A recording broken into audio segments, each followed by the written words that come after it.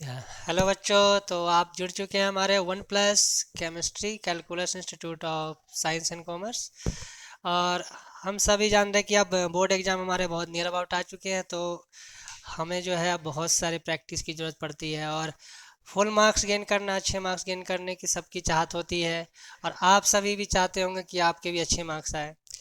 तो हम आपके लिए लेकर आए हैं एक नया प्लेटफॉर्म, वन प्लस केमिस्ट्री, जहां आपको मिलेगा हर टाइप्स के प्रॉब्लम्स, डाउट आपके क्लियर होंगे। Reasoning, conceptual, analytical, every type of question you will get here our at single platform one plus chemistry. So student, आज हम जो डिस्कस करने जा रहे हैं अपने वीडियो में, वो है ऑर्गेनिक केमिस्ट्री से जुड़ा हुआ। और ऑर्गेनिक केमिस्ट्री जानते हैं कि सभी बच्चों के लिए बहुत टफ होता है। वो सोचते हैं कैसे हम इतने सारे रिएक्शन या लर्न करें। तो रिएक्शंस को याद करने के लिए उनके पास जो होता है कोई शॉर्ट ट्रिक भी नहीं है जो कोई कोचिंग इंस्टीट्यूशन बड़े बड़े होते हो बता सके। तो इसका वो बेसिक कंसेप्ट ही होता है, जिसको अगर हम क्लियर कर ले, अपने बेसिक कंसेप्ट को समझ सके, तो ही हम जो है ये डाउट हमारे क्लियर हो सकते हैं। इन ऑर्गेनिक केमिस्ट्री में अगर डाउट क्लियर करना चाहते हैं तो बेसिक कंसेप्ट को समझना होता है। तो आज मैं आपका ऑर्गेनिक केमिस्ट्री से स्टार्ट कर रहा हूँ आपका रिवीजन, जो लगातार चलता रहेगा हमारा। आपके लिए लगातार हम वीडियो डालते रहेंगे, ताकि फ्यूचर में जो एग्ज़ाम हमारे होने वाले हैं उसमें आप अच्छे मार्क्स ले सके, और इस फुल मार्क्स की रेस में आप भी, है ना, भाग ले सके, दौड़ सके। इसके लिए हम जो पूरी तैयारी के साथ आपके लिए नए नए वीडियो डालते रहेंगे। और देखिए, अगर अच्छा लगता है आपको हमारा ये, कोई भी डाउट होता है आपको, आप पूछ सकते हैं, कमेंट बॉक्स में क्वेश्चन कर सकते हैं, डाउट पूछ सकते हैं। तो आइए हम शुरुआत करते हैं। सबसे पहले आज मैं स्टार्ट करने जा रहा हूँ ऑर्गेनिक का आपका फर्स्ट चैप्टर है, chapter 10, hello alkane and hello arene से। तो आज फ्यू क्वेश्चन डिस्कस करते हैं और समझने की कोशिश करते हैं कुछ क्वेश्चंस के कंसेप्ट को, बेसिक कोई कैसे जो है ऑर्गेनिक क्वेश्चंस के प्रॉब्लम को हम सॉल्व कर सकते हैं। तो सबसे पहले मैं यहाँ लेता हूँ, पहला क्वेश्चन लेता हूँ मैं। इसमें complete the following reaction, complete the following reaction.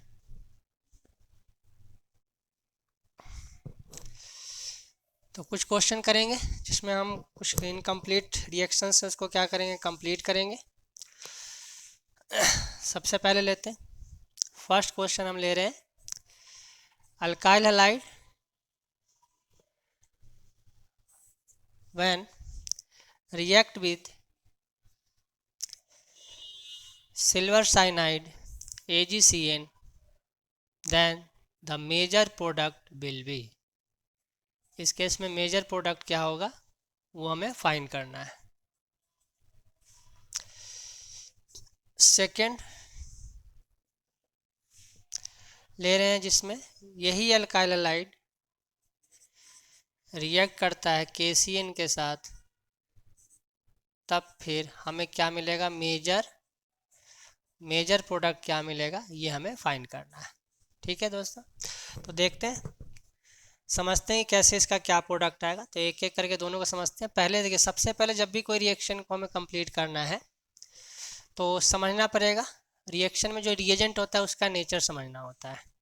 तो ये जो दो एग्जाम्पल हम ले रहे हैं रिएक्शन में, तो ये है न्यूक्लियोफिलिक सब्स्टिट्यूशन के एग्जाम्पल। सबसे पहले जब हम रिएक्शन कर रहे हैं, ये रिएक्शन कौन से टाइप का है, न्यूक्लियोफिलिक सब्स्टिट्यूशन रिएक्शन। तो यहाँ न्यूक्लियोफिलिक सब्स्टिट्यूशन रिएक्शन में क्या होता है कि हमारे पास एक होना चाहिए न्यूक्लियोफाइल, यानी ऐसा एक न्यूक्लियोफाइल जो स्ट्रॉन्गर हो, तो स्ट्रॉन्गर न्यूक्लियोफाइल जो कि रिप्लेस कर सके ऑलरेडी एग्जिस्टिंग न्यूक्लियोफाइल। तो यहाँ अल्काइल में हमारा ऑलरेडी एग्जिस्टिंग न्यूक्लियोफाइल क्या है, Cl। और न्यूक्लियोफाइल जो जनरेट होगा वो रिएजेंट जो हमारे पास है, जैसे फर्स्ट ये क्वेश्चन है तो इसमें क्या हमारे पास AgCN है। AgCN में अगर आप देखें तो यहाँ पे AgCN में जो नेचर है Ag सिल्वर और कार्बन के बीच का, this bond is covalent in nature. इस बॉन्ड का जो नेचर होता है वो कोवेलेंट होता है, और due to covalent nature this bond is stronger, so from this side, and carbon cannot attack from the carbon side, this side, because this bond is covalent bond. So here in CN, nitrogen will act as a attacking atom of the nucleophile of the CN, and first nitrogen can attack using their lone pair at the center of attacking point.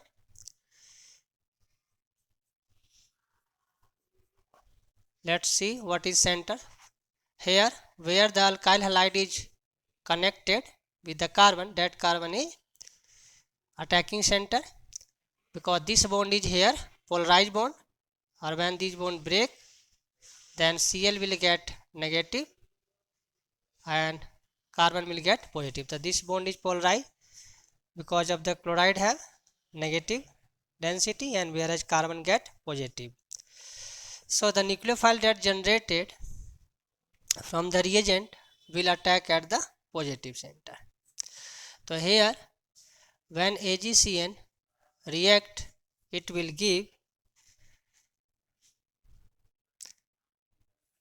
react to give alkyl isocyanide, because it is attacked from the nitrogen side, not toward the carbon side, because the bond of the AgC is covalent in character. So this side, to break this bond is difficult. So first they attack this side, then after the bond get weaker and break down. Similarly in case of KCN, when we take KCN,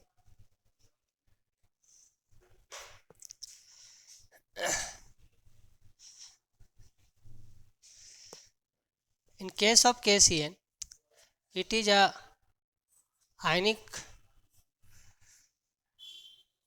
compound, or the bond is ionic in nature. This bond KC bond is ionic in character.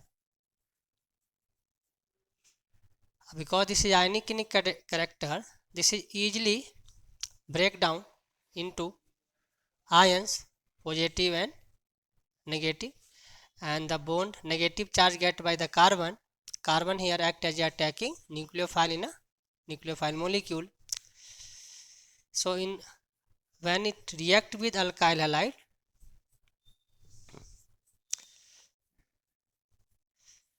it will give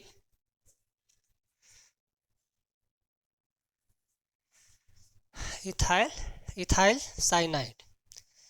The first one was isocyanide, and it will give ethyl nitrile or ethyl cyanide, right? So hope this question will clear. Now we are moving for the next one. Similarly, in the same way, if we take the reagent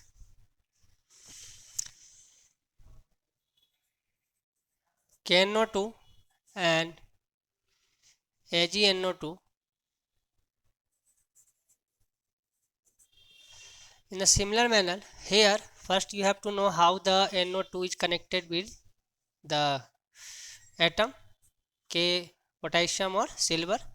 So here we can see NO2 connected not with the it look like it connected with the nitrogen, but it cannot be connected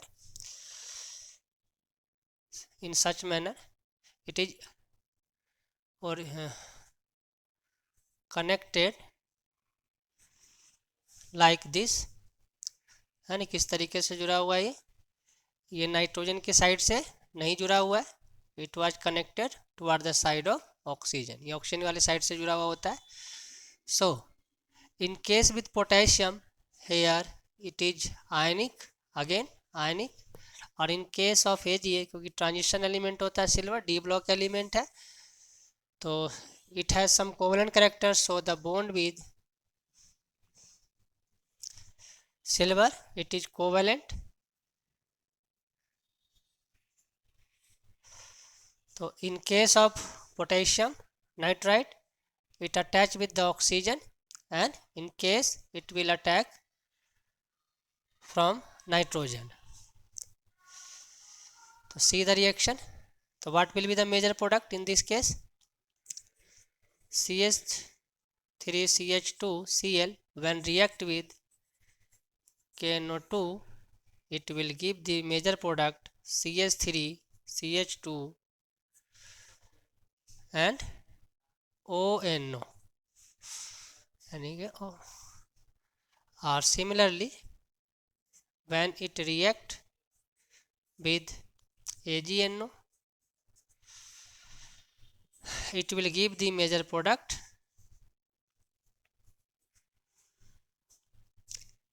NO. Okay, so in this case it attach with nitrogen.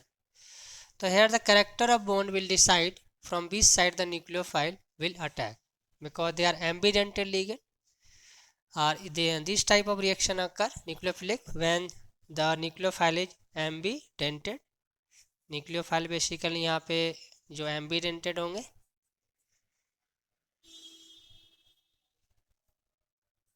ambidentate, इस तरह के nucleophile क्या करेंगे, attack करेंगे. तो both side से attack कर सकते हैं. न्यूक्लियो जो एम्बिडेंटेड होते हैं वो क्या करते हैं, बोथ साइड से अटैक कर सकते हैं. तो उसके एग्जांपल है ये NO2, जिसमें नाइट्रोजन वाले साइड से भी अटैक कर रहा है और ऑक्सीजन वाले भी साइड से कर रहा है. तो ये हमने देखा कि इस तरीके से क्वेश्चन आ सकते हैं बोर्ड में. अब देखते हैं सेकेंड टाइप के क्वेश्चन किस तरीके से और पूछे जा सकते हैं. नेक्स्ट क्वेश्चन हमारे पास जो आता है, when N-propyl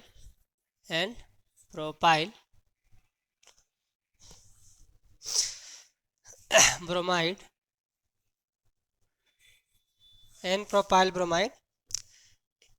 react with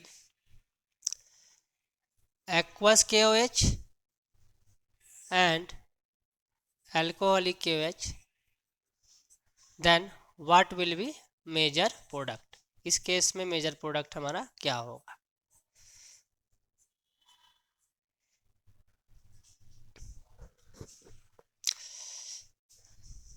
देखिए और सॉल्व करने की कोशिश करते हैं. सबसे पहले देख, जब भी ऑर्गेनिक रिएक्शन आता है तो आप जो नेमिंग है आपका, नेमिंग पे कंट्रोल होना चाहिए पूरा. अगर नेमिंग अच्छे से आता है तो जब तक हम स्ट्रक्चर उसके नहीं ड्रॉ कर ले, आगे रिएक्शन क्या हो सकता है बताना पॉसिबल नहीं होता. तो सबसे पहले इसका स्ट्रक्चर, तो जैसे N-propyl ब्रोमाइड है, इसका स्ट्रक्चर क्या होगा, N का मतलब क्या होता है, straight chain, other bromide. This is the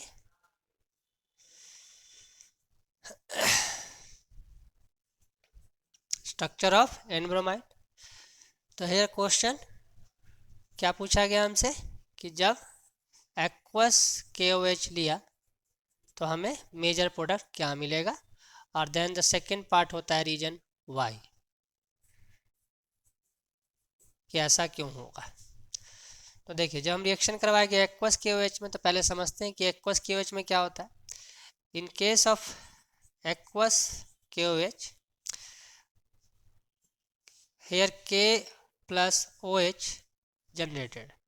तो यहाँ पर जो OH है, K और OH माइनस, तो जो OH यहाँ पर बेस बन रहा है, OH बेस, ये एक स्ट्रॉन्ग बेस हो जाता है. यहाँ पे एक्वस मीडियम में OH क्या, यहाँ पे एक स्ट्रॉन्ग बेस है. और so it act as a strong nucleophile. तो यहाँ पे किसकी तरह करता है, कि स्ट्रॉन्ग न्यूक्लियोफाइल की तरह करता है. और जब स्ट्रॉन्ग न्यूक्लियोफाइल है तो ये शो करेगा nucleophilic substitution reaction. It shows nucleophilic substitution reaction. तो इसलिए यहाँ पे अब मेजर प्रोडक्ट क्या होगा, देखिए मेजर प्रोडक्ट का सब्स्टिट्यूशन करेंगे एज ए न्यूक्लियोफाइल. तो यहाँ पे न्यूक्लियोफाइल है OH माइनस, जो कि स्ट्रॉन्ग है. एक्वस मीडियम में एक स्ट्रॉन्ग बेस की तरह होता है ये. तो ये न्यूक्लियोफाइल रिएक्शन करेगा SN2 मैकेनिज्म से. OH will attack here and Br will be removed. and we get the product CH3 CH2OH and KBr. This happen in case of aqueous KOH, यानी एक्वस KOH लेते हैं तो उस case में ध्यान रखना है हमें कि OH क्या होता है कि स्ट्रॉन्ग बेस है, क्योंकि एक्वस यानी वाटर में भी क्या है H+ और OH ही है, और यहाँ KOH में भी क्या OH- है, तो OH की कंसनट्रेशन यहाँ पे हाई है, तो ये एक स्ट्रॉन्ग न्यूक्लियोफाइल हो जाता है। सो हम वी गेट एल्कोहलिक प्रोडक्ट, यानी सब्स्टिट्यूशन प्रोडक्ट हमें मिलता है इस केस में। सेकेंड केस क्या है, एल्कोहलिक KOH। इस केस में क्या होता है, तो आइए देखते हैं। in case of alcoholic KOH, in case of alcoholic KOH, alcohol will also ionize to give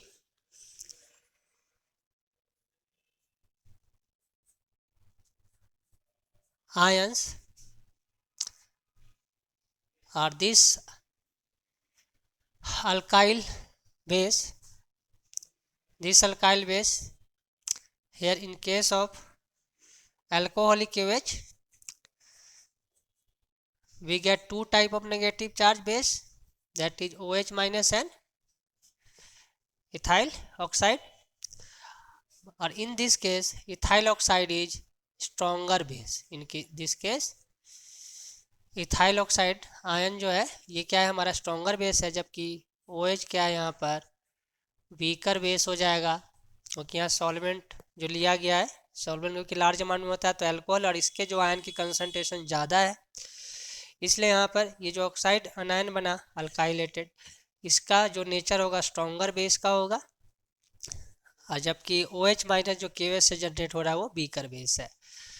तो इस वजह से ये क्या करेगा, ये प्रोसीड करेगा, स्ट्रॉन्गर बेस जो बना अल्काइलेटेड, तो ये प्रोसीड करेगा बीटा पोजीशन से हाइड्रोजन को एलिमिनेट करने में। बीटा पोजीशन क्या होता है, जहाँ फंक्शनल ग्रुप जुड़ा हुआ है उससे साथ वाला कार्बन क्या होता है, बीटा पोजीशन होता है। फर्स्ट वाला अल्फा होता है, सेकेंड वाला क्या होता है, बीटा। तो यहाँ क्या करेगा, यहाँ पे जो एल्कोहल हमने लिया हुआ है, ये अल्कोहल क्या करेगा, यहाँ जो बेस बन के आएगा वो अल्काइल ऑक्साइड आएगा, और ये बेस क्या करेगा, यहाँ से बीटा हाइड्रोजन को एलिमिनेट करेगा।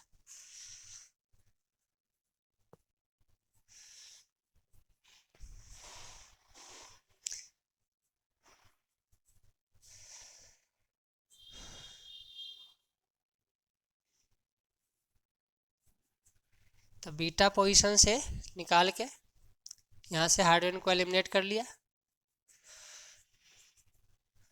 और देन फिर यहाँ से Br क्या होगा, एलिमिनेट होगा बाय फॉर्मिंग द रेजोनेंस। ये यहाँ पे रेजोनेंस जैसे बनेगा, ये इधर बॉन्ड बनाएगा, तो यहाँ से ये जो हैलाइड ग्रुप्स होते हैं वैसे भी गुड लिविंग ग्रुप होते हैं, पोलराइज बॉन्ड होता है, तो ये इजिली यहाँ से रिमूव होगा, और then we get the product as a beta elimination.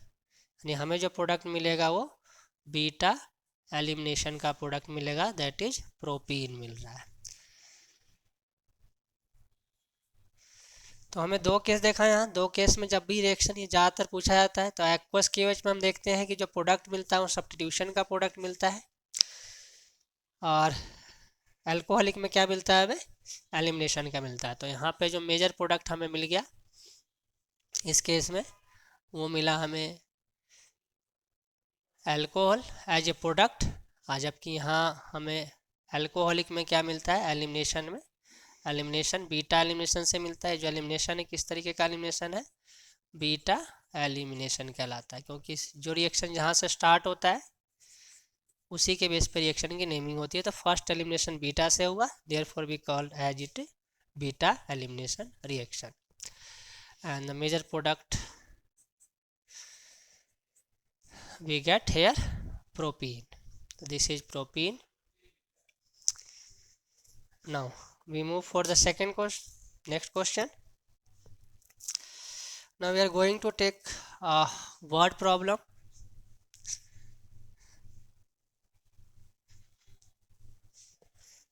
आइए सबसे पहले देखते हैं वर्ड प्रॉब्लम एक करते हैं।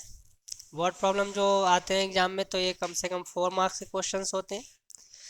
तो पहले क्वेश्चन का जब भी बोर्ड प्रॉब्लम कोई आपके सामने आता है तो सबसे पहले हमें क्या करना चाहिए, एक रूट बनाना चाहिए, एक रोड मैप बनाना चाहिए, जिससे हमें आइडिया लगता है कि हमें किस तरीके से उसे करना है।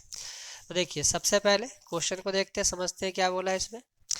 एक प्राइमरी अल्काइल हैलाइड है, एक प्राइमरी अल्काइल हैलाइड ए है जिसका मोलिकुलर फार्मूला दिया हुआ है C4H9Br। अभी क्वेश्चन में क्या कहता है कि when primary alkyl halide A react with alcoholic KOH, it react with alcoholic KOH to give compound B। जब ये रिएक्ट करता है अल्कोहलिक KOH से तो क्या देता है हमें, देखिए B देता है। Compound B is reacted with HBr to give C। ये जो B है जब रिएक्ट करता है किसके साथ, HBr के साथ, तो हमें C प्रोडक्ट देता है which is isomers of A. Question में हिंट क्या दे रहा है कि A and C are isomers, ये आपस में क्या है, आइजोमर्स है। सेकंड क्या कह रहा है, when A react with sodium metal it's give D। When A react with sodium metal it's give D which have molecular formula C8H18, molecular formula with C8H18।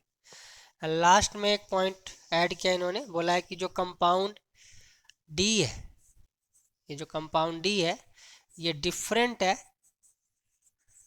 ये कंपाउंड D क्या है, different है with compound formed from N butyl bromide with sodium metal. देखिए इस तरीके से सबसे पहले क्या करना होता है, रूट बनाना होता है। मैं रूट मैप बना लीजिए और इसमें फिर जहाँ से जो हिंट मिलता है उस हिंट के बेसिस पे हमें ट्राई करना चाहिए। तो अगर हमें रिएक्शंस आते हैं, मोस्टली रिएक्शन अगर हम जानते हैं तो क्वेश्चन करना इजी होता है। तो सबसे पहले देखिए हमें जो स्ट्रक्चर दिया हुआ वो ए का मोलिकुलर फार्मूला दिया हुआ, स्ट्रक्चर तो हमें निकालना है ABCD, इन सब के स्ट्रक्चर को फाइंड करना है। तो इस प्रॉब्लम में सबसे पहले देखिए जिसका गिवन, जिसका दिया हो और फिर जो रिएक्शन करवा रहा है, तो हमें देखना होता है कि जो हमें दिया हुआ है रिएक्टेंट और जो रिएजेंट यूज कर रहा है वो किस बेसिस पे यूज कर रहा है। तो यहाँ पे हमारे पास 4 कार्बन है और 4 कार्बन का हैलाइड है जो अल्कोहलिक KOH के साथ रिएक्शन कर रहा है। तो हम जानते हैं कि अल्कोहलिक KOH जो रिएक्शन करता है, ये अभी किया था हमने बीटा एलिमिनेशन के लिए। तो बीटा एलिमिनेशन के लिए कार्बन जो होना चाहिए इस तरीके से,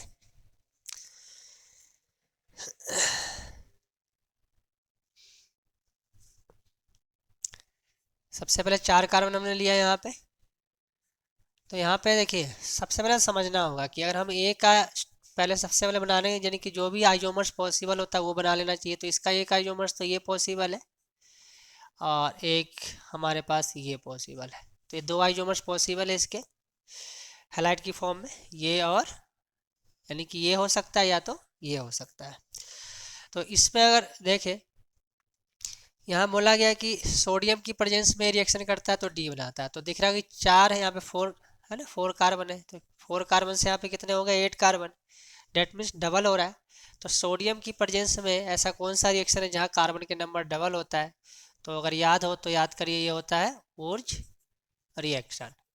ऊर्ज रिएक्शन में क्या होता है कि सोडियम की प्रेजेंस में जब रिएक्शन करता है कोई alkyl halide, primary alkyl halide, तो वो क्या फॉर्म करता है, डाइमर फॉर्म करता है। तो जहाँ पे क्या होता है, डबल हो जाते हैं कार्बन।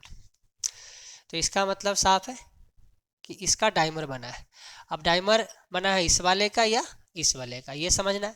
तो देखिए यहाँ लास्ट में हिंट दिया हुआ है कि ये जो कंपाउंड यहाँ D बनेगा वो डिफरेंट होगा किससे, जो एन ब्यूटाइल ब्रोमाइड सोडियम के साथ करेगा, एन ब्यूटाइल मतलब स्ट्रेट चेन, ये बोल रहा है कि जो ये प्रोडक्ट बनाएगा सोडियम के साथ, इससे ये प्रोडक्ट डिफरेंट है। तो इसका मतलब ये हुआ कि इससे डिफरेंट होगा, इसका मतलब straight chain N octane straight chain तो ये नहीं हो सकता, क्योंकि यहाँ जो प्रोडक्ट बनने वाला है ऊर्ज रिएक्शन यहाँ पर भी है, तो रिएक्शन करके क्या बना रहा है, स्ट्रेट चैन बनाएगा।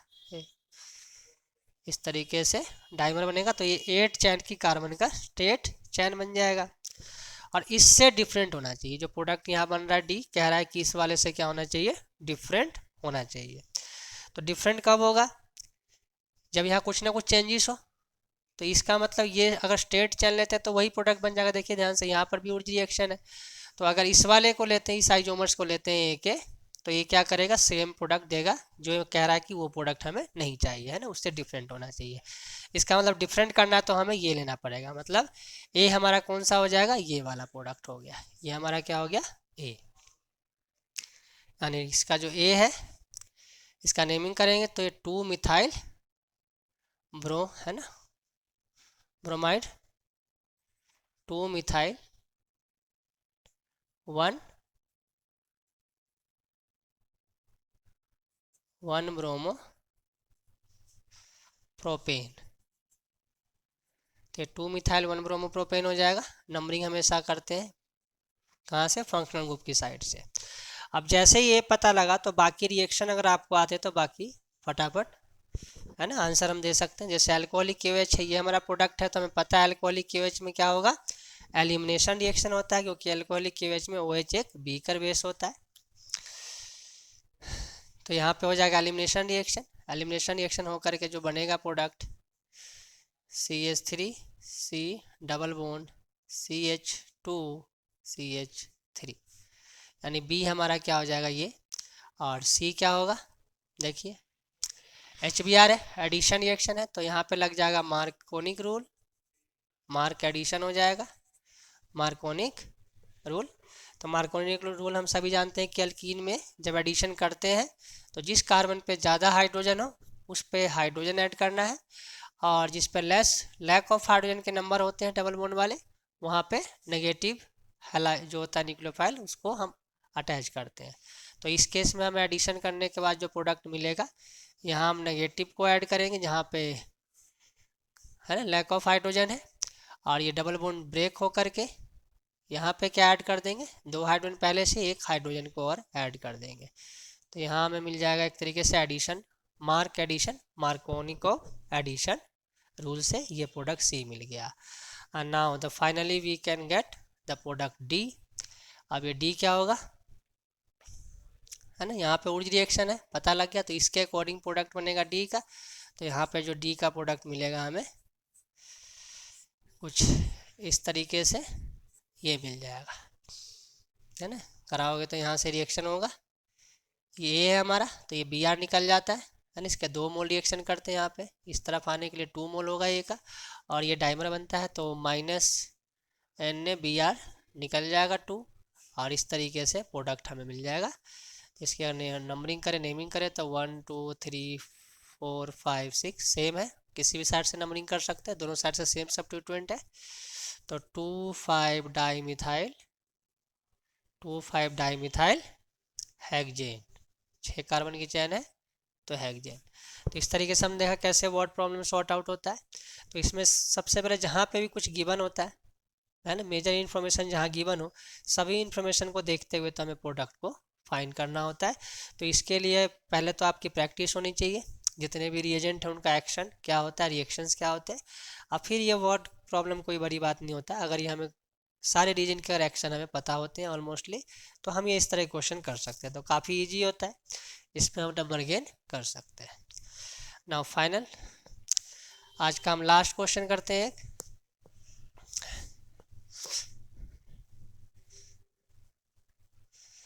This is the last but not least. Now see, we have 3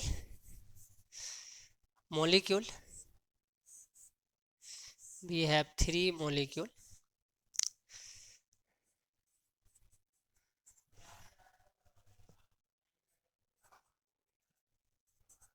ये हमारा मान लेते हैं ये ए है,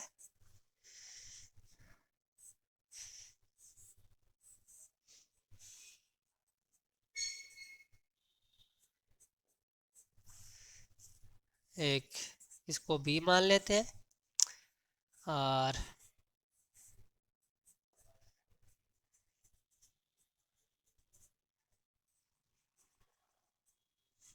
इसको सी मान लेते हैं। इसमें क्वेश्चन किया गया है इनमें से ऑर्डर इंक्रीजिंग ऑर्डर में इसको अरेंज करना है SN1 रिएक्शन के अकॉर्डिंग।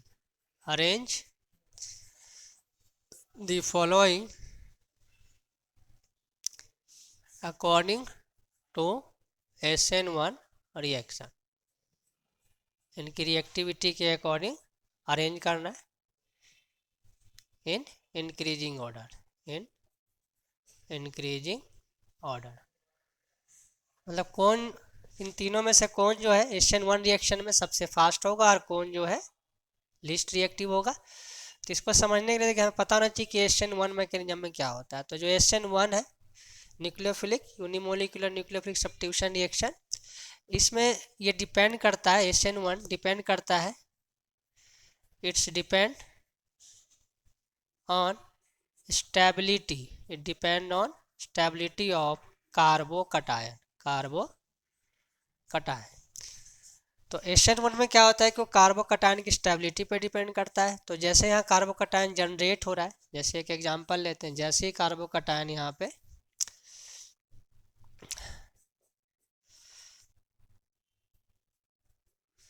जनरेट होगा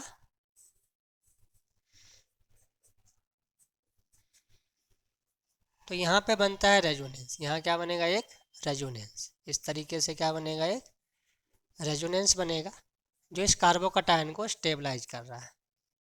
यानी जो फिनाइल ग्रुप है ये क्या कर रहा है, यहाँ पे कार्बोकटायन को स्टेबलाइज कर रहा है by the resonance. Similarly further ये रेजोनेंस आगे बनते रहेंगे। तो ड्यू टू रेजोनेंस ये कार्बोकटायन क्या हो रहा है, फिनाइल ग्रुप में स्टेबलाइज हो रहा है। तो जितना ज़्यादा कार्बोकटायन स्टेबल होगा, क्योंकि ये डिपेंड कर रहा है तो स्टेबिलिटी ऑफ कार्बोकटायन, तो मोर स्टेबल, अगर यहाँ पे है more stable the carbocation, carbocation more reactive will be reactant toward SN1 mechanism. जितना ज़्यादा स्टेबल होगा उसका कार्बोकटायन उतना ही ज़्यादा वो SN1 की ओर रिएक्टिव होगा। तो देखते हैं यहाँ पे ए में अगर देखें तो ये OCH3 एनिसोल, तो ये जो ग्रुप है यहाँ पे ये इलेक्ट्रॉन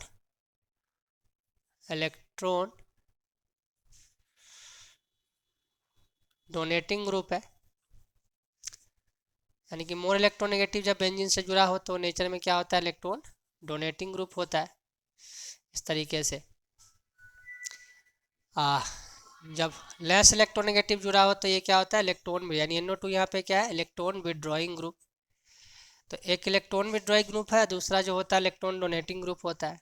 तो इलेक्ट्रॉन डोनेटिंग हम जानते हैं कि इलेक्ट्रॉन डोनेट कर रहा है यानी सपोर्ट करेगा। यहाँ पे इलेक्ट्रॉन जब डोनेट करेगा तो रेजोनेंस बनाने में क्या कर रहा है, सपोर्ट कर रहा है, it support to form resonance. तो जो रेजोनेंस को बनाने में सपोर्ट कर रहा है, जो रेजोनेंस को बनाने में क्या करेगा, सपोर्ट करेगा, वो उतनी ही आसानी से कार्बोकटायन को क्या करेगा, स्टेबलाइज करेगा। तो यहाँ पे ये जो ए है हम देख रहे हैं इसकी जो रिएक्टिविटी होगी, या दोनों ही केस में देख रहे हैं नाइट्रो ग्रुप है जो कि इलेक्ट्रॉन विदड्रॉइंग ग्रुप है, तो इनके कंपेयर में ये क्या हुआ, स्ट्रॉन्गर रिएक्टिविटी होगी किसकी, ए की टुवार्ड द SN1। और ना फिर इन दोनों में हम डिफरेंस कर सकते हैं कि इसके पास एक NO2 है, यहाँ पे 2 NO2 है, तो इसमें 2 इलेक्ट्रॉन विदड्रॉइंग ग्रुप है, जबकि इसमें एक है, तो यहाँ बी की ज़्यादा हो जाएगी इसके मुकाबले देन सी की। तो ऑर्डर क्या आ गया हमारा, ऑर्डर टुवार्ड SN1 रिएक्टिविटी हमारे पास हो जाएगा, सबसे कम हो जाएगा सी की रिएक्टिविटी, देन बी आएगा, देन ए, यानी ए की सबसे ज़्यादा रिएक्टिविटी आएगी। तो आज के लिए इतना ही, और आगे अच्छे वीडियो के लिए, इसी तरह के वीडियो के लिए हमारे चैनल को देखते रहिए, लाइक करें, सब्सक्राइब करें। और इस तरीके से अगर आगे अच्छे वीडियो और भी चाहिए तो लगातार हमारे साथ जुड़े रहिए। धन्यवाद।